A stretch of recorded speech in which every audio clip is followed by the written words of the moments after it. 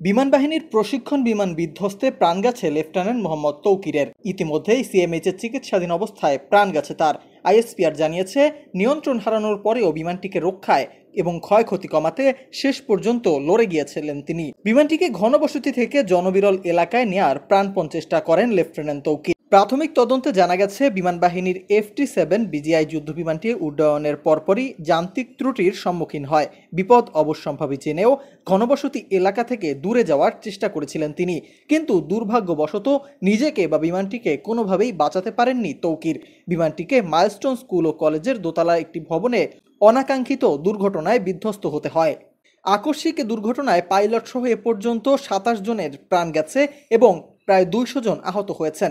ISPR এর বিজ্ঞপ্তিতে বলা হয়, বাংলাদেশ বিমান বাহিনীর FTI-7 বিজিআই যুদ্ধ বিমানটি নিয়মিত প্রশিক্ষণের অংশ হিসেবেই দুপুর 1টা 6 মিনিটে উড্ডয়ন করে, কিন্তু সফলভাবে আর ফেরা হয়নি পাইলট তৌকিরের।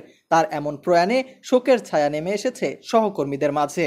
কিন্তু অনেকেই বলছেন, চাইলেই পাইলট তৌকির বিমান থেকে প্যারাশুট নিয়ে লাফ দিতে পারতেন, কিন্তু শেষ পর্যন্ত সফল হননি তিনি। এদিকে এমন ঘটনায় হাসপাতালে এখনও কাতরাচ্ছে শত শত শিক্ষার্থী। এমন ঘটনা ঠিক কী কারণে ঘটেছে তা উদ্ঘাটনে শুরু হয়েছে তদন্ত। সরকারের পক্ষ থেকে এই ঘটনা উদ্ঘাটনের জন্য বিশেষ তাগাদা দেওয়া হয়েছে।